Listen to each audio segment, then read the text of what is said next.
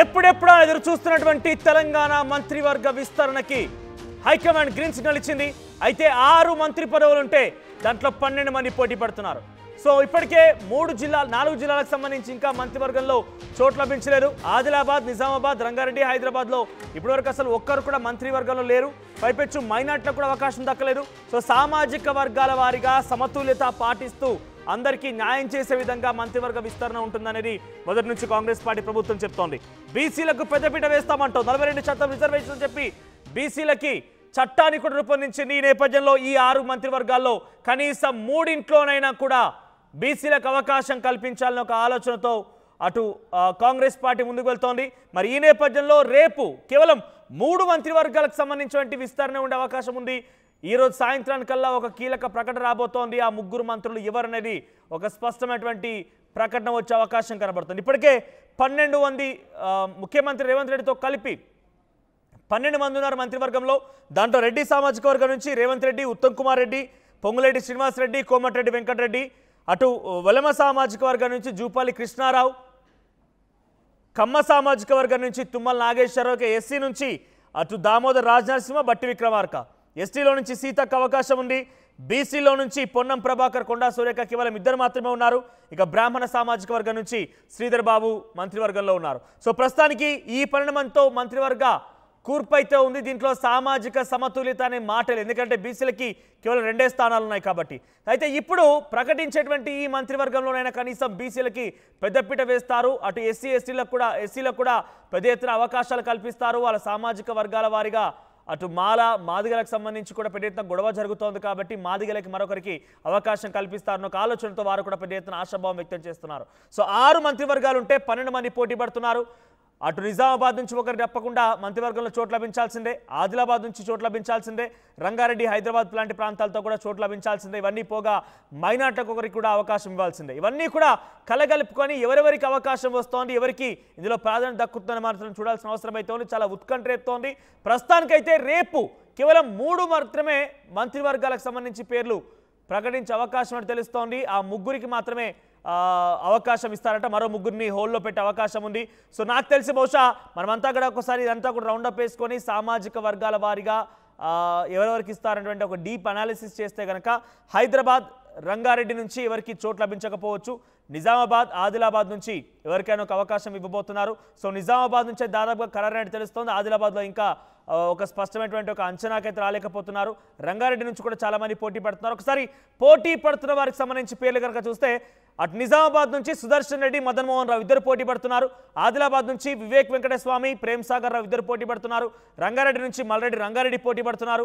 ఇక ఇలా చూసుకుంటూ పోతే రాజగోపాల్ రెడ్డి కూడా పోటీ పడుతున్నారు. బీర్లా ఐలయ్య పోటీ పడుతున్నారు. వాకిటి శ్రీహరి కూడా పోటీలో ఉన్నారు. సో 12 మంది పోటీలో ఉన్నారు. అద్దంకి దయాకర్, విజయశాంతి కూడా ఈ పోటీలో ఉన్నారు. సో తమకు కూడా మంత్రివర్గంలో చోటు లభించాలంటగా చూస్తున్నారు. సో బీసీ సామాజిక వర్గాలకి చోటు లభిస్తా, పెద్ద ఎత్తున పీట వేస్తాం, వారికి అవకాశం కల్పిస్తామన్నటువంటి మాటని మొదటి నుంచి కాంగ్రెస్ పార్టీ ప్రభుత్వం చెప్తోంది. కాబట్టి ఈ 6 స్థానాల్లో ఒక 3 స్థానాలైనా బీసీలకు కేటాయిస్తారని ఒక ఆశాభావం అయితే బీసీ నేతలు అయితే ఉంది. అంతర్గతంగా పార్టీలో కూడా బీసీ నేతలు ఆశాభావం వ్యక్తం చేస్తున్నారు. దానిలో అత్యధికంగా విజయశాంతి పేరు పెద్ద ఎత్తున తెర మీదకి వస్తోంది. బీసీలో నుంచి విజయశాంతి, అటు ఎస్సీలో నుంచి కనుక అవకాశం కల్పించాల్సి వస్తే అద్దంకి దయాకర్ పేరు దాదాపుగా ఖరారైనట్టు తెలుస్తోంది. ఇక మరో స్థానంలో ఎవరెవరికి రేపు చోటు దక్కుతుందని మాత్రం చూడాల్సిన అవసరం అయితే ఉంది. దీనికి సంబంధించి మరిన్ని అప్డేట్స్తో మా ప్రతినిధి మధు సిద్ధంగా ఉన్నారు. ఎస్ మధు, సో రేపు ప్రకటించబోయేటువంటి అంటే రేపు సాయంత్రానికల్లా కీలకమైన ప్రకటన రాబోతోంది. రేపు దానికి సంబంధించి విస్తరణకి గ్రీన్ సిగ్నల్ వచ్చినట్టు తెలుస్తోంది. సో ఎవరి పేరు ఉండే అవకాశం ఉండబోతోంది? 3లో ఆ లక్కీ ఛాన్స్ కొట్టింది ఎవరు? ఎగ్జాక్ట్లీ ఈ నెల 10వ తారీఖు లోపల కేబినెట్ విస్తరణ ఉంటుంది అనేటువంటిది గత కొంతకాలంగా చర్చ జరుగుతూనే ఉంది. మొత్తానికి రేపటికి ఇది క్లారిటీ వచ్చే అవకాశం ఉంది. ఈరోజు సాయంత్రం లోపల అధిష్టానం ఫైనల్ చేసినటువంటి అభ్యర్థులకు సమాచారం ఇచ్చే అవకాశం ఉంది లేట్ నైట్ వరకు. దాంట్లో ఇప్పుడు మొత్తం 6 ఖాళీలు ఉన్నాయి. తెలంగాణలో మొత్తం 18 మంది క్యాబినెట్లో ఉండడానికి అవకాశం ఉంది ముఖ్యమంత్రితో కలిపి. ఇప్పుడు 6 ఖాళీలు ఉన్నాయి. 6 ఖాళీల కోసం పోటీ చాలా తీవ్రంగా ఉంది. దాదాపు 20 మందికి పైగా దీంట్లో పోటీ పడతా ఉన్నారు వివిధ ప్రాంతాల నుంచి, ఒక్కొక్క జిల్లా నుంచి. ఇప్పటికీ ప్రాతినిధ్యం లేని జిల్లాలు ఉన్నాయి. ఆదిలాబాద్, నిజామాబాద్, తర్వాత ఉమ్మడి రంగారెడ్డి జిల్లా, హైదరాబాద్ నుంచి ప్రాతినిధ్యం లేదు కాబట్టి అక్కడి నుంచి ఆశావాహుల సంఖ్య ఎక్కువగా ఉంది. దాంట్లో ఎస్సీ, ఎస్టీ, బీసీలకు ఎక్కువ అవకాశం దక్కే పరిస్థితులు ఉన్నాయని చెప్తా ఉన్నారు. దాంట్లో ప్రధానంగా ఎస్సీ ఎస్టీలకు సంబంధించినటువంటి బీసీలకు సంబంధించిన విషయంలో రీసెంట్గా బీసీల కులగణన జరిగింది కాబట్టి బీసీలకు పెద్దపీట వేయాలి, రెడ్డిల సంఖ్య పెద్దగా ఉంది కాబట్టి ఆల్రెడీ క్యాబినెట్లో బీసీలకు 2 అవకాశం దక్కే సిచ్యువేషన్ ఉంది. ఈ క్యాబినెట్ ఎక్స్పాన్షన్లో మొత్తం 6లో 2 ఖచ్చితంగా బీసీలకు ఇవ్వాలి. ఒకటి ఎస్టీకి ఇవ్వాలి, లంబాడా సామాజిక వర్గానికి సంబంధించి అనేటువంటిది, మరొకటి ఎస్సీ మాదిగ సామాజిక వర్గం నుంచి ఒకరికి ఇవ్వాలనేటువంటి చర్చ చాలా రోజుల నుంచి జరుగుతూనే ఉంది. ఈ మధ్య కాలంలోనే అసలైనటువంటి మాదిగ అభ్యర్థికి మంత్రివర్గంలో అవకాశం కల్పించాలనేటువంటిది ఏఐసీసీ అధిష్టానాన్ని 2 సార్లు కలిశారు తెలంగాణ మాదిగ ఎమ్మెల్యేలు. తర్వాత బీసీలకు సంబంధించి ఇందాక చెప్పినట్టు 2 బీసీలకు ఇవ్వాలనేటువంటి చర్చ ఉంది. ఒకటి వేములవాడ నుంచి ఆది శ్రీనివాస్ పేరు వినిపిస్తుండగా, మరొకటి రీసెంట్గా ఎమ్మెల్సీ స్థానం దక్కించుకున్నటువంటి విజయశాంతి పేరు వినిపిస్తూ ఉంది మహిళా కోటాలో, బీసీ కోటాలో. మరొకటి బీర్ల ఐలయ్య ప్రభుత్వ విప్గా ఉన్నారు, ఆలేరు నుంచి ఎమ్మెల్యేగా ఉన్నారు, ఆయన పేరు వినిపిస్తూ ఉంది ఉమ్మడి నల్గొండ జిల్లా నుంచి. అదే ఉమ్మడి నల్గొండ జిల్లా నుంచి రాజగోపాల్ రెడ్డి పేరు వినిపిస్తూ ఉంది. నాకు హామీ ఇచ్చినందుకే కాంగ్రెస్ పార్టీలో జాయిన్ అయ్యాను అనేటువంటి ఆయన ఘంటాపథంగా చెప్పే ప్రయత్నం చేస్తూ ఉన్నారు. ఒకవేళ రాజగోపాల్ రెడ్డిని ప్లేస్మెంట్ చేయాలంటే మరొక రెడ్డికి కట్ చేయాల్సినటువంటి పరిస్థితి. దాంట్లో సుదర్శన్ రెడ్డి నిజామాబాద్ నుంచి, ఆయన ప్రాతినిధ్యం లేని జిల్లా మంత్రివర్గంలో, ఆ జిల్లా నుంచి సుదర్శన్ రెడ్డి, తర్వాత మదన్ మోహన్ రావు, ఇద్దరు పోటీలో తీవ్రంగా ఉన్నారు. అదే సేమ్ మళ్ళీ ఉమ్మడి ఆదిలాబాద్ జిల్లాలో కూడా అదే పోటీ ఉంది. వివేక్, ప్రేమ్ సాగర్ రావు, వినోద్, ఈ ముగ్గురికి మధ్య హోరాహోరీ నడుస్తూ ఉంది.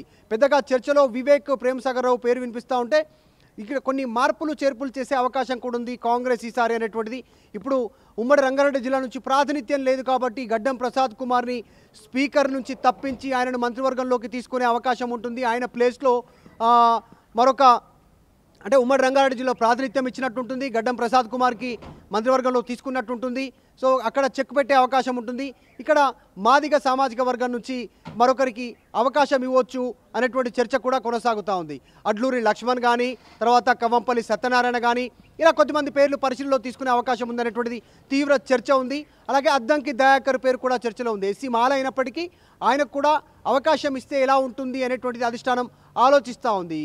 కాస్త వాయిస్ ఉండడము, గట్టిగా మాట్లాడేటువంటి పరిస్థితి ఉండడంతో ఆయన పేరు. ఉమ్మడి నల్గొండ జిల్లా నుంచే 3 పేర్లు ప్రస్తావనలో, కోమటిరెడ్డి రాజగోపాల్ రెడ్డి, బీర్ల ఐలయ్య, అద్దంకి దయాకర్. ఇక హైదరాబాద్కు వస్తే, హైదరాబాద్లో ప్రస్తుతం ఏకైక ఎమ్మెల్యే ప్రాతినిధ్యం వహిస్తూ ఉన్నారు కాంగ్రెస్ పార్టీ నుంచి గణేష్, కంటోన్మెంట్ నుంచి రీసెంట్గా ఉప ఎన్నికల్లో గెలిచారు కాబట్టి. మరొకటి మైనారిటీలకు తెలంగాణ క్యాబినెట్లో అవకాశం ఇంతవరకు దక్కలేదు కాంగ్రెస్ అధికారంలోకి వచ్చిన తర్వాత ఈ క్యాబినెట్లో. సో అమీర్ అలీ ఖాన్ ఎమ్మెల్సీగా ఉన్నటువంటి ఆయనకు దాదాపు క్యాబినెట్లో బెర్త్ ఖరారైంది. అమీర్ అలీ ఖాన్ని మంత్రివర్గంలోకి తీసుకొని ఉన్నారు మైనారిటీ కోటాలో అనేటువంటిది పెద్ద ఎత్తున చర్చ కొనసాగుతుంది. ఎందుకంటే ఒక్క మైనారిటీ కూడా కాంగ్రెస్ పార్టీ నుంచి గెలిచిన దాఖలాలు లేవు. కేవలం ఎమ్మెల్సీగా నామినేట్ అయినటువంటి సియాసత్ ఎడిటర్ అమీర్ అలీ ఖాన్ని ఆయనను మంత్రివర్గంలోకి తీసుకునే అవకాశం దాదాపు ఖరారైంది. మైనారిటీ కోటాలో ఆయనకు పక్కా అనేటువంటి చర్చ. రీసెంట్గా ఏఐసీసీ అధిష్టానంతో భేటీ అయ్యారు. తర్వాత మరొకరు ఏఐసీసీ అధిష్టానంతో భేటీ అయిన వారిలో విజయశాంతి, మళ్ళీ ఆమె మీనాక్షి నటరాజన్తో భేటీ అయ్యారు. సో ఆమెకు మంత్రివర్గంలో అవకాశం దక్కనుంది. ఆమెను ఉమ్మడి మెదక్ జిల్లా నుంచి సెలెక్ట్ చేయనున్నట్టుగా కూడా చర్చ కొనసాగుతూ ఉంది. సో వీటన్నిటి నేపథ్యంలో పెద్ద ఎత్తున చర్చ కొనసాగుతుంది. ఎవరికి అవకాశం దక్కుతుంది, ఎవరికి అవకాశం దక్కదని. ఇంతేకాదు మరొక 2 మంత్రివర్గంలో నుంచి తప్పించే అవకాశం కూడా ఉంది అనేటువంటి చర్చ కొనసాగుతుంది. ఇప్పుడు మంత్రివర్గంలోకి 4 తీసుకుంటారా ఒకేసారి ఉన్న ఖాళీల్లో 6, లేదంటే 3 తీసుకుంటారా, లేదంటే 2 తప్పించి ఇంకా కొత్త వారికి 2 అవకాశం కల్పిస్తారా? ఇదంతా కాస్త సందిగ్ధత ఉంది. కాంగ్రెస్ పార్టీ ఫైనల్ లిస్టు విడుదల చేసేంత వరకు ఈ సందిగ్ధత కొనసాగే అవకాశం ఉంటుంది. ఇప్పటికే ఎక్స్పాన్షన్ లేట్ అయింది, ఆశావాహులు ఎక్కువయ్యారు, క్షేత్రస్థాయిలో నష్టం జరుగుతూ ఉంది. స్థానిక సంస్థల ఎన్నికలు జరగబోతూ ఉన్నాయి జూలై ఎండింగ్ వరకు. అప్పట్లోగా మంత్రివర్గ విస్తరణ చేయాలి, పీసీసీ కార్యవర్గానికి సంబంధించిన పూర్తి స్థాయిలో ప్రకటన చేయాలి.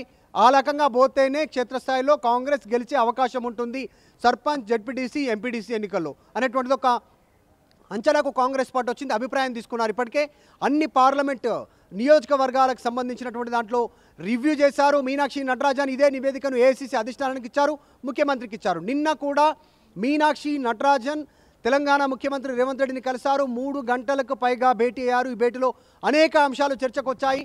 దాంట్లో పర్ఫార్మెన్స్ లేని మంత్రుల పేర్లను కూడా ప్రస్తావించినట్టుగా తెలుస్తూ ఉంది. కానీ వారిని ఇప్పటికిప్పుడు పక్క జరిపే సిచ్యువేషన్ ఉంటుందా, వస్తే మరొక తలనొప్పి ఉండే అవకాశం ఉందా అనేటువంటిది కూడా చర్చ సాగుతుంది. అందులో భాగంగానే తక్కువ పరిమితిలో, తక్కువ స్థాయిలో 4 లేదంటే 3కి ఈ క్యాబినెట్ ఎక్స్పాన్షన్లో అవకాశం ఇవ్వాలనే ఆలోచన చేస్తున్నట్టుగా తెలుస్తూ ఉంది. దీంతో పాటు గవర్నర్ జిష్ణుదేవ్ వర్మ ప్రస్తుతం తెలంగాణలో అందుబాటులో లేరు, ఢిల్లీలో ఉన్నారు. ఆయన ఢిల్లీ పర్యటనలో ఉన్నారు. ఈరోజు రాత్రికి లేదంటే రేపు ఎర్లీ మార్నింగ్ ఉదయానికి హైదరాబాద్ చేరుకునే అవకాశం ఉందనేటువంటిది గవర్నర్ భవన్ సంబంధించిన వర్గాలు చెప్తా ఉన్నాయి. కాకపోతే ఇంతవరకు అధికారికంగా ఎలాంటి జరగలేదు అరేంజ్మెంట్. రేపు ఒకవేళ నిజంగా క్యాబినెట్ ఎక్స్పాన్షన్ ఉంటే అక్కడ మంత్రివర్గ ప్రమాణ స్వీకారం చేయడానికి క్యాబినెట్లో అక్కడ ఇమ్మీడియట్గా ప్రమాణ స్వీకారం చేయడానికి వారితో ఎలాంటి ఏర్పాట్లు ఇంతవరకు గవర్నర్ కార్యాలయంలో ఏర్పాట్లు లేవు.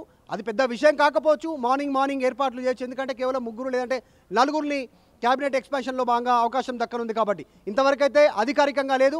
ఇదంతా ప్రస్తుతం అధిష్టానం ఫైనల్ చేసేంత వరకు కాస్త సస్పెన్స్ కొనసాగే అవకాశం ఉంది. ఉమ్మడి పాలమూరు జిల్లా నుంచి వాకిటి శ్రీహరి క్యాబినెట్ బెర్త్ ఖరారైంది అని మొదటి నుంచి చెప్తా ఉన్నారు. ముదిరాజ్ కోటాలో వాకిటి శ్రీహరికి కన్ఫామ్ అయిందన్నట్టు ఇలా రకరకాల పేర్లలో వినిపిస్తూ ఉన్నటువంటి పరిస్థితి. ఉమ్మడి నిజామాబాద్లో పెద్ద సుదర్శన్ రెడ్డి, మదన్ మోహన్ రావు ఇద్దరు క్యాబినెట్ ఎక్స్పాన్షన్లో అవకాశం కోసం చూస్తూ ఉన్నారు. ఆ తర్వాత రంగారెడ్డి హైదరాబాద్ మైనార్టీలకు ఒకరికి అవకాశం ఇస్తే దాంట్లో అమీర్ అలీ ఖాన్ పెద్ద ఎత్తున పేరు వినబడుతోంది. మీరు అంటున్నట్టుగా ఒక బిగ్ ట్విస్ట్ ఏంటంటే రంగారెడ్డి జిల్లాకు సంబంధించిన దాంట్లో గడ్డం ప్రసాద్ పేరు కనుక నిజంగానే స్పీకర్ నుంచి తప్పించి మంత్రివర్గంలోకి చోటు లభిస్తే కనుక అటు రంగారెడ్డి జిల్లాకు సంబంధించి మంత్రివర్గం ఇచ్చినట్టు అవుతుంది. అట్ ది సేమ్ టైం ఎస్సీలో నుంచి కూడా ఒక సీటు లభించే అవకాశం కూడా ఉంది. సో రెండు కూడా ఫుల్ఫిల్ అవుతాయి. కానీ ఇక్కడ వివేక్ లేదా ప్రేమ్ సాగర్ రావు, మదన్ మోహన్ రావు లేదా సుదర్శన్ రెడ్డి ఈ పోటీలో నిజామాబాద్ ఆదిలాబాద్ నుంచి వీరి పేర్లలో ఎవరి పేరు ఎక్కువగా వినపడుతోంది, ఎవరిపైన అటు అధిష్టానం కొంత సంతృప్తిగా ఉంది?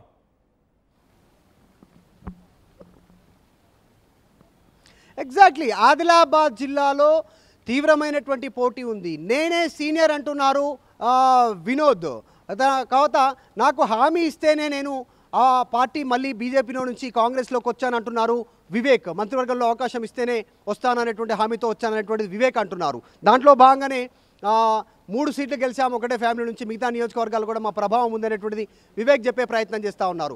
ప్రేమ్ సాగర్ రావు చివరిసారి ఇది నాకు అవకాశం ఇవ్వాలి అనేటువంటిది ఆయన తీవ్ర పోరు కాంగ్రెస్ పార్టీ పైన చెప్పే ప్రయత్నం చేస్తూ ఉన్నారు. అక్కడ 2 వర్గాలు, ప్రేమ్ సాగర్ రావు ముఖ్యమంత్రి రేవంత్ రెడ్డితో పొసగట్లేదు, ఇద్దరి మధ్య కాస్త వైరుధ్యం ఉంది, ఇద్దరి మధ్య భావజాలం పరంగా డిఫరెన్షియేషన్ ఉంది.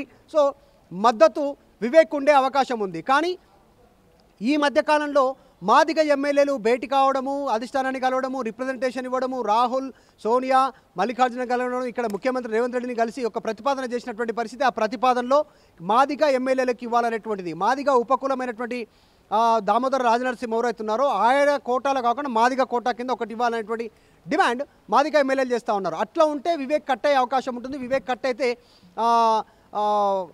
ఇప్పుడు స్పీకర్ గడ్డం ప్రసాద్ కుమార్ని క్యాబినెట్లోకి తీసుకొని మాదిగా ఒక ఎమ్మెల్యేని చీఫ్ విప్గా కూడా నియమించే అవకాశం ఉంది. సో రకరకాల ఈక్వేషన్స్ కాంగ్రెస్ పార్టీ చేస్తూ ఉంది. చీఫ్ విప్ పదవి ఖాళీగా ఉంది తెలంగాణలో, ఒకవేళ ఆ పోస్ట్ ఇస్తే కనుక క్యాబినెట్ ర్యాంక్, క్యాబినెట్ హోదా మొత్తం, కాబట్టి చీఫ్ విప్ పదవి మాదిగ సామాజిక వర్గానికి ఇస్తే ఎలా ఉంటుందనేటువంటి ఆలోచన చేస్తూ ఉన్నారు.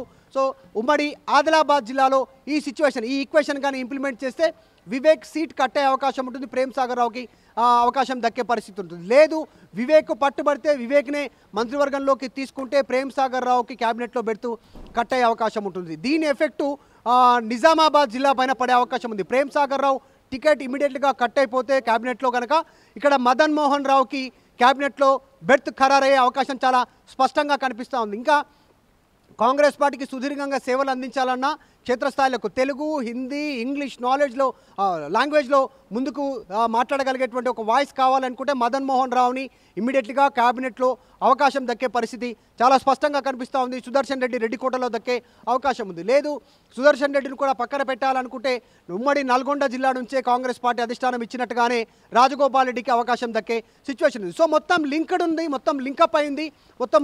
కాబట్టి ఎక్కడ ఎవరు సీటు కట్ అయినా దాని ప్రభావం ఇంకొకరిపైన పడే అవకాశం చాలా స్పష్టంగా కనిపిస్తూ ఉంది. కాలంలో తనకి అవకాశం కల్పించలేకపోతే నేను రాజీనామా చేస్తాను, నా స్థానంలో ఒక దళితుడిని నిల్చోబెట్టి నేను గెలిపిస్తాను, నాకు మంత్రివర్గంలో చోటు ఇవ్వాల్సిందే, లేకపోతే నేను తథ్యంగా చేయబోతున్నా, రాజీనామా చేస్తానని చెప్పి హెచ్చరించారు ఆయన. సో ఆయన పేరేమైనా తెర మీదకి వస్తుందా? మల్రెడ్డి రంగారెడ్డి, ఆయన రంగారెడ్డి జిల్లాకు సంబంధించి ఇబ్రహీంపట్నంలో గెలిచినటువంటి ఏకైక అంటే హైదరాబాద్ ప్రిమిసెస్ లో చాలా స్ట్రాంగ్ గా ఉన్నటువంటి ఎమ్మెల్యే ఆయన కూడా. సో మల్రెడ్డి రంగారెడ్డి పేరు ఎంతవరకు తెర మీదకి వచ్చే అవకాశం ఉంది? కవర్. అంటే మల్లారెడ్డి రంగారెడ్డిని తెరపైకి తీసుకునే అవకాశం లేకపోవచ్చు. క్యాబినెట్లో ఆయనకి ఎక్స్పాన్షన్ దక్కేటువంటి సిచ్యువేషన్ లేదు. పోటీ తీవ్రంగా ఉంది. ఇప్పటికే రెడ్డిలు క్యాబినెట్లో పెద్ద సంఖ్యలో ఉన్నారు. ముఖ్యమంత్రి రెడ్డి చేతుల్లో ఉంది. సో మొన్న రీసెంట్గా కాంగ్రెస్ పార్టీ అధికారంలోకి వచ్చినాక ఇచ్చినటువంటి కార్పొరేషన్ చైర్మన్ పదవుల్లో రెడ్డిలు పెద్ద స్థాయిలో ఉన్నారు. కీలక పదవుల్లో అంతా రెడ్డిలు ఉన్నారు. సో క్షేత్రస్థాయిలో బీసీ ఎస్సీ ఈ రెండు వర్గాలకు సంబంధించిన అంశాలే కాంగ్రెస్ పార్టీకి కలిసి వచ్చాయి. మొన్న వర్గీకరణ విషయం కావచ్చు, ఇక్కడ బీసీలకు సంబంధించినటువంటి కులగణన విషయంలో పర్సంటేజ్ విషయంలో కావచ్చు సంఖ్య తేలింది. కాబట్టి వీరికి పెద్దపీట వేయాలంటే ఇక్కడ ఉమ్మడి రంగారెడ్డి జిల్లా నుంచి ఎస్సీకి అవకాశం ఇవ్వాలి. అది ప్రస్తుతం ఉన్నటువంటి స్పీకర్కి ఇచ్చే అవకాశం ఉండొచ్చు అనేటువంటి రకరకాల స్పెక్యులేషన్స్ అయితే ఉన్నాయి. కానీ క్లారిటీ ఏఐసీసీ అధిష్టానం ఇచ్చిన తర్వాత జరిగే పరిస్థితి. మల్లారెడ్డి రంగారెడ్డికి క్యాబినెట్లో అవకాశం దక్కకపోవచ్చు అనేటువంటిదే మొదటి నుంచి చర్చ వినిపిస్తూ ఉంది. దాంట్లో మొన్న అసెంబ్లీ సమావేశాల సందర్భంగా కూడా మల్లారెడ్డి రంగారెడ్డి ఇదే అంశాన్ని చెప్పే ప్రయత్నం చేశారు. నాకు రాకపోతే ఉమ్మడి రంగారెడ్డి జిల్లా నుంచి ఎవరికి వచ్చినా ఓకే అనేటువంటి ఒక స్టేట్మెంట్ చేశారు. అది మేబీ అధిష్టానం కన్సిడర్ చేసే అవకాశం ఉంటుంది. కాబట్టి ఈ రకరకాల ఈక్వేషన్స్ ఉన్నాయి. మైనారిటీ కోటాలో అమీర్ అలీ ఖాన్ ఉమ్మడి నల్గొండ జిల్లా నుంచి ఒకరికి అవకాశం, అది ఎస్సీయా ఎస్టీయా లేదంటే బీసీయా లేదంటే రెడ్డియా. ఉమ్మడి నల్గొండలో ఈ నలుగురిలో ఒకరికి అవకాశం దక్కే అవకాశం ఉంది. ఎస్టీలో బాలు నాయక్ పేరు వినిపిస్తూ ఉంది, ప్రస్తుతం ఆయనకు సంబంధించినటువంటి పేరు. ఇట్లా రకరకాల ఈక్వేషన్స్ ఉన్నాయి. ఇక మహిళా కోటాలో మరొకరికి విజయశాంతికి అవకాశం దక్కనుంది అనేటువంటిది కూడా చర్చ కొనసాగుతుంది. దాదాపు ఆమె పేరు ఖరారైంది. ఏఐసీసీ అధిష్టానం ఆమెను కన్సిడర్ చేస్తూ ఉంది. అందులో భాగంగానే చర్చ నడుస్తుంది. చూడాలి, ఈరోజు సాయంత్రానికి ఒక క్లారిటీ వచ్చే అవకాశం ఉంది. రైట్ మరు. సో మొత్తం మీద మంత్రివర్గ విస్తరణకు సంబంధించి ఎట్టకేలకు హైకమాండ్ నుంచి గ్రీన్ సిగ్నల్ దొరికింది. ఈరోజు సాయంత్రం లేదా రేపటికల్లా మంత్రివర్గాలకు సంబంధించి 6గురిలో ఎవరెవరికి చోటు లభించబోతుందో చూడాల్సిన అవసరం అవుతుంది. ఇకంగా 6గురే కాదు, ఆల్రెడీ ఉన్నటువంటి 12 మందిలో కూడా ముఖ్యమంత్రి ఉప ముఖ్యమంత్రి మినహా మిగిలినటువంటి ఆ 10 మందిలో ఒక ఇద్దరికి బర్త్లో నుంచి బయటకు పంపించే అవకాశం ఉంది. క్యాబినెట్ నుంచి వాళ్ళని తొలగించే అవకాశం ఉంది. ఆ తర్వాత పెద్ద ఎత్తున దాన్ని కూడా మళ్ళీ కొత్త వాళ్ళతో నింపొచ్చనేటువంటి ఆలోచన కూడా అటు అధిష్టానం లేదా ప్రభుత్వం చేస్తున్నట్టు తెలుస్తోంది. సో అటు ఇద్దరిని తీస్తారా లేదా అనేది ఒక విషయం పక్కన పెడితే ఈ 6 స్థానాలు ఖాళీ ఉన్న స్థానాలకైతే 12 మంది పోటీ పెడుతున్నారు. 12 మందిలో చాలా కీలకమైన వ్యక్తులు ఉన్నారు. ఆదిలాబాద్ నుంచి వివేక్ వర్సెస్ ప్రేమ్ సాగర్ రావుగా కొనసాగుతోంది. అటు నిజామాబాద్ నుంచి సుదర్శన్ రెడ్డి వర్సెస్ మదన్ మోహన్ రావుగా కొనసాగుతుంది. ఒకవేళ కనుక వివేక్కి ఇవ్వాల్సి వస్తే ప్రేమ్ సాగర్ రావుకి మొండి చేయి ఉండే అవకాశం ఉంటుంది. సో ప్రేమ్ సాగర్ రావు స్థానంలో మదన్ మోహన్ రావుకి వెలమ సామాజిక వర్గం నుంచి మరొకరికి అవకాశం ఇస్తారు. ఒకవేళ కనుక ప్రేమ్ సాగర్ రావుకి వస్తే మదన్ మోహన్ రావుకి కట్టుకొట్టినట్టు చెప్పాలి. ఇక్కడ సామాజిక వర్గాల వారీగా సమతుల్యత పాటిస్తూనే ముందుకు వెళ్తా మంత్రివర్గంలో అంటూ కూడా అటు ప్రభుత్వం చెప్తున్న నేపథ్యంలో ఇవన్నీ కూడా ఈక్వేషన్స్గా ఉన్నాయి. ఇక బీసీలో నుంచి బీర్లా ఐలయ్య, వాకిటి శ్రీహరి, విజయశాంతి ముగ్గురు పోటీ పడుతున్నారు. సో ఈ ముగ్గురులో ఎవరో ఒక ఇద్దరికైతే చోటు లభించే అవకాశం ఉంది. వాకిటి శ్రీహరి దాదాపుగా క్యాబినెట్లో బెర్త్ కన్ఫర్మ్. ఎందుకంటే ముఖ్యమంత్రి రేవంత్ రెడ్డి గతంలో ఎంపీ ఎలక్షన్ సందర్భంగా ముదిరాజులకి డెఫినెట్గా మంత్రివర్గంలో ఒక చోటు కల్పిస్తామన్నటువంటి మాటని హామీని ఇచ్చాడు. కాబట్టి డెఫినెట్గా వాకిటి శ్రీహరి ఒకే ఒక్కరు కాంగ్రెస్ పార్టీలో ముదిరాజ్ సామాజిక వర్గానికి సంబంధించినటువంటి నేతగా ఉన్నారు. ఆయనకి డెఫినెట్గా బెర్త్ కన్ఫర్మ్ అని తెలుస్తోంది. మరొక దాంట్లో అటు బీర్లా ఐలయ్య లేదంటే విజయశాంతి, సో ఇద్దరు ఎవరికొరకు అవకాశం దక్కే అవకాశం ఉంది. సో లంబాడ సామాజిక వర్గం నుంచి ఎస్టీలో నుంచి కూడా ఒకరికి అవకాశం ఇవ్వాలని పెద్ద ఎత్తున లంబాడలంతా కూడా పదే పదే ముఖ్యమంత్రి రేవంత్ రెడ్డితో భేటీ అవుతున్నారు. ఇక బీసీలో 2 స్థానాలకి అటు వాకిటి శ్రీహరి పోగా బీర్లా ఐలయ్య, విజయశాంతి పేర్లు తెర మీద ఉన్నాయి. కాబట్టి ఇద్దరులో ఎవరికొరకు అవకాశం వచ్చే అవకాశం ఉంది. ఇక మాదిగ సామాజిక వర్గం నుంచి కవంపల్లి సత్యనారాయణ, అడ్లూరు లక్ష్మణ్ కుమార్ ఇద్దరు కూడా పోటీ పడుతున్నారు. సో ఈ స్థానాల్లో ఎస్సీలో నుంచి కేవలం మాదిగలకే ఇవ్వాలనేది ప్రధానంగా వాళ్ళు డిమాండ్ ముందుకు పెడుతున్నారు. కాబట్టి వీళ్లకు ఎవరికో ఒకరికి అవకాశం ఉండే అవకాశం ఉంది. లేదంటే కనుక ఇటు గడ్డం ప్రసాద్ కుమార్ యొక్క స్థానాన్ని స్పీకర్ పొజిషన్ నుంచి కూడా ఆయన తప్పించి ఆయనకి మంత్రివర్గంలో చోటిస్తే కనుక రంగారెడ్డి జిల్లా నుంచి ఒకరికి చోటిచ్చినట్టు అవుతుంది. At the same time SC సామాజిక వర్గానికి నుంచి కూడా అది మాదిగ సామాజిక వర్గం నుంచి కూడా ఒకటి చోటిచ్చినట్టు అవుతుంది. కాబట్టి గడ్డం ప్రసాద్ పైన స్పెషల్ ఫోకస్ పెట్టినట్టు తెలుస్తోంది. సో ఇవన్నీ ఈక్వేషన్స్ పెద్ద ఎత్తున ఉన్నాయి. సో ఈసారి 6గురిలో కేవలం 3 లేదా 4 స్థానాలు మాత్రమే భర్తీ చేసే అవకాశం ఉంది. మరొక 2 లేదా 3 స్థానాలని హోల్డ్లో పెట్టబోతున్నారు. అది తదుపరి మళ్ళీ వాటిని కూడా ఫుల్ఫిల్ చేసే అవకాశం ఉంది. ప్రపంచంలో ఏ మూల ఏ క్షణం ఏం జరుగుతుందో వేగంగా తెలుసుకోవడానికి తొలి వెలుగు వాట్సాప్ ఛానల్ని ఫాలో చేయండి.